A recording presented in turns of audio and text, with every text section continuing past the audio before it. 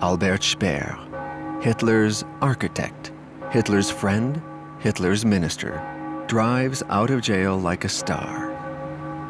Speer can hardly believe it. He has aged so and feels so worn after 20 years in jail. The Allies have kept refusing any reduction in his sentence, as they have done too for Hess, sentenced to life. But obviously some Germans are still happy to see Speer again. I can tell you that I'm quite glad to be outside here. Dankeschön. Danke Ihnen auch. This is the generation of those who disown nothing and regret the whole past. To them, Speer embodies all of the great triumphs of the Third Reich. But Speer truly was a Nazi criminal. As the Minister of Armament, he made war and suffering an endless ordeal and brought death too.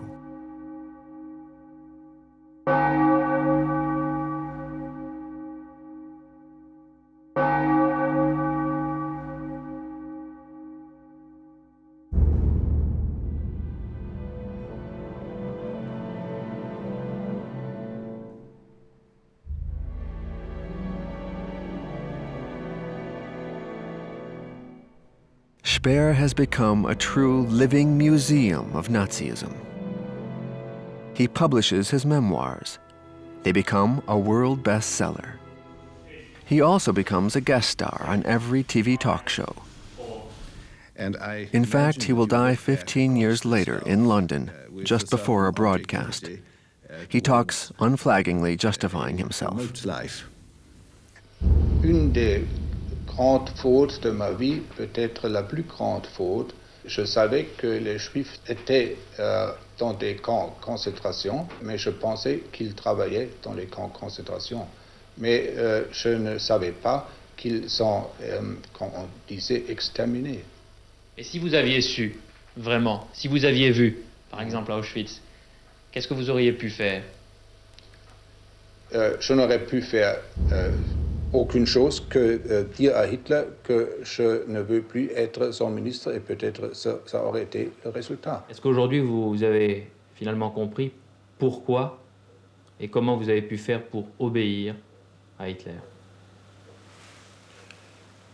J'étais très ambitieux, que je voulais aussi avoir part des pouvoirs de Hitler et que avoir du pouvoir est une chose délicieuse. In the end, Speer almost becomes likable. Nazism becomes a subject for historical research, a research unrelated to its monstrosity. It helps the rehabilitation of Nazis, who now become judges or even assembly representatives. One of them even attains the highest position, Chancellor of the German Federal Republic. He is Kurt Kiesinger, former member of the Nazi Party and senior official of Hitler's regime. This situation worries the Klarsfelds, who think of their kid's future, Arno. They are shocked to see Kiesinger received with all honors in France. The higher realms of politics consider this man cleared by the German courts of denazification. One generation wants to be forgotten, while the next one wants to know.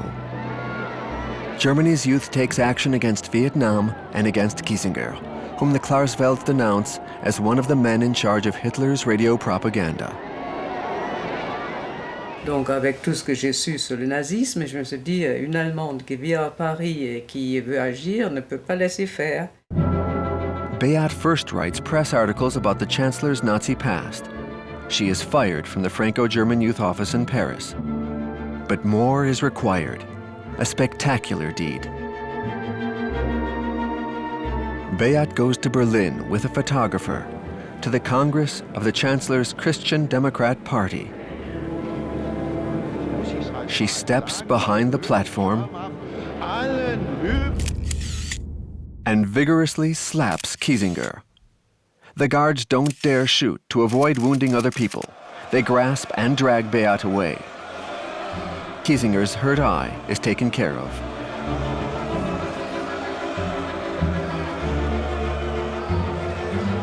Beate is jailed, judged, and sentenced to 1 year without remission. But Serge Klarsfeld is an excellent lawyer. Beate, French by marriage, is answerable to Berlin's French occupation authorities. An agreement is soon settled, and she is sent back to France while waiting for an appeal. Beate, strengthened by this success, joins Germany's election campaign of September '69. She runs against Kiesinger for a small left-wing party and is a sensation as she campaigns with her kid in her arms. Kiesinger jokes, "That Klarsfeld kid, if he gets at me, he'll bite me." But it's no joking matter. Beate's campaign and the movement she launches will help defeat him.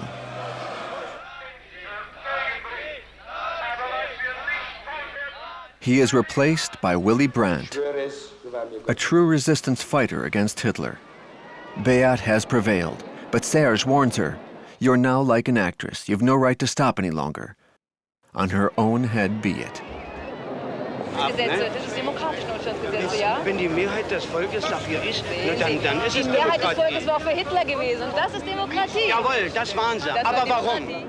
Je suis allemande, je suis fière d'être allemande, je suis une bonne allemande et une bonne patriote. Et je crois que justement, ce que j'ai avec mes actions, j'essaie de montrer aux Allemands les devoirs qu'ils ont à remplir. Car ça n'a pas d'importance si ces Allemands font partie de l'Allemagne de l'Ouest, de l'Allemagne de l'Est. Ça n'a pas d'importance non plus s'ils font partie d'un parti plus de droite ou de gauche ou du centre. C'est-à-dire ces devoirs sont propres à tous les Allemands. Et c'est le point important, c'est étant donné que nous sommes tous des héritiers de l'Allemagne et qu'il y a des hommes comme Goethe, Schiller, Beethoven, ce qui est merveilleux, mais qu'il y a aussi des hommes comme Hitler, Himmler, Eichmann, eh bien, il faut donc assumer ses responsabilités. Neither Beate nor Serge will stop. Each trail leads to another. In the Kiesinger file, they have found the name of Ernst Achenbach, head of the political department at the German embassy in Paris during the war, and thus involved in deportations. He is now a member of Congress in Germany, and Berlin wants to have him named to the European Commission. Beate and members of the League Against Racism and Anti-Semitism occupy his chambers as a lawyer. Achenbach will not be sent to Brussels. Nous voulons construire, Français et Allemands, l'Europe ensemble sur la base de notre entente élémentaire. Et j'ai l'impression que cette, je dirais, manie de la persécution qui se fait jour chez certains, pas chez la majorité des gens, ni chez vous, ni chez nous, n'est pas bonne pour ça. Je crois que, et c'est ma conviction morale, qu'après 30 ans, il y a lieu de faire une amnistie. Neither amnesty nor prescription, say the Klarsfelds. They are now tracking the deportation bureaucrats in France, the SS chief Hagen and the Gestapo man Lischka. They now have Lischka's address in Köln. An easy one to find. He's in the phone book. The Klarsfelds decide to go to Köln with the cameraman. They are now in his neighborhood.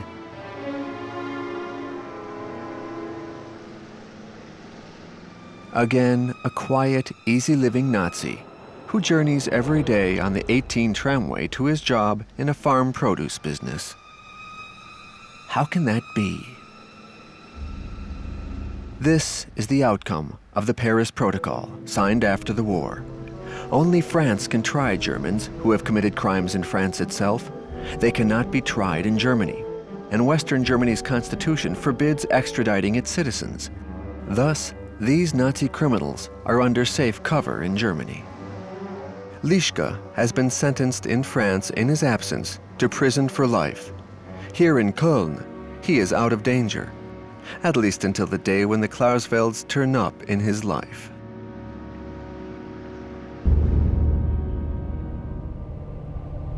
Lischka was present when Heydrich, head of the Gestapo, came to Paris to meet Bousquet, vile head of Vichy's police, to prepare the infamous Veldiv roundup. when 13,000 men, women, and children were penned in before being exterminated at Auschwitz.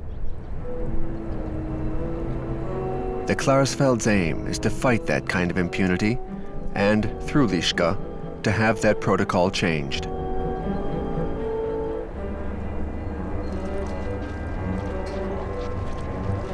Serge Klarsfeld's idea is not to hurt him, but to kidnap him and take him to France to have him jailed. But that would take the Mossad's means. His plan cannot be carried out.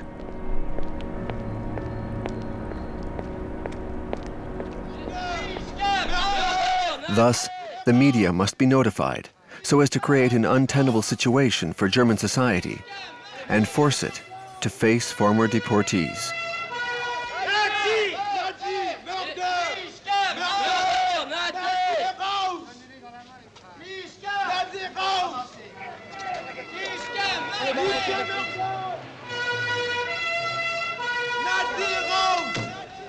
Lischka, murder! Oui, murder, oui. Und dort, non, monsieur. L'initiateur de la solution finale en France des Juifs en France. Non, monsieur, ne frappez pas un départ.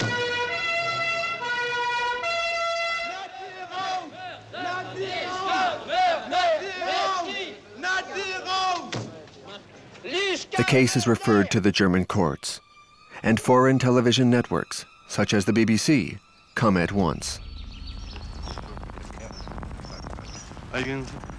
Fürchten Sie sich überhaupt, Herr Lischke? Nein. Warum halten Sie Ihre Hand so, wenn Sie sich nicht fürchten? Weil ohne meinen Willen nicht gefilmt werden darf. Herr Lischke, man sagt, dass Sie viele tausende Juden umgebracht haben.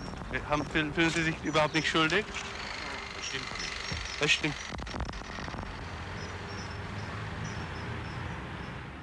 Beate and Serge have a mission, and they will carry it out to its end. They also flush out the SS Herbert Hagen on his way to work as a sales manager.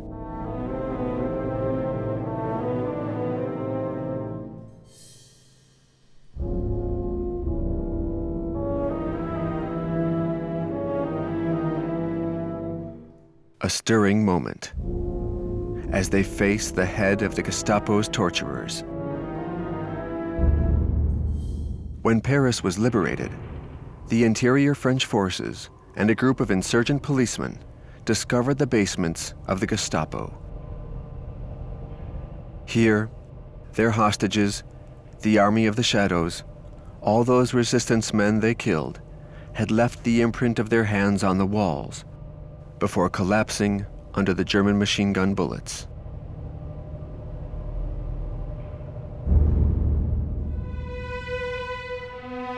"Leave me alone," says Hagen. Beate tackles him again.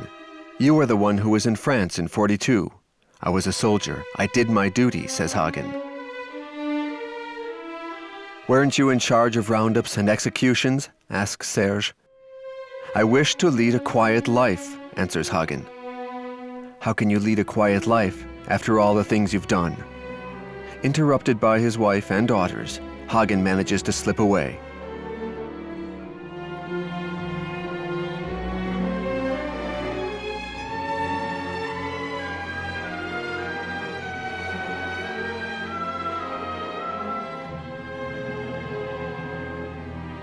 Interviewed by the BBC, Hagen asks to be filmed in profile, to be less recognizable.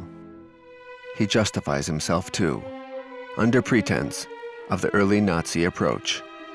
Ich fühle mich in keiner Weise dafür verantwortlich. Ich bin ausgegangen von meiner alten Überzeugung, die ja auch bestätigt worden ist vor dem Kriege, dass man eintritt für die Bildung eines jüdischen Staates. Ich bin davon ausgegangen, dass alle Maßnahmen eigentlich immer nur dann eben während des Krieges indirekt in dieser Richtung weitergehen konnten. But the Jewish homeland was Palestine, not Auschwitz in Poland.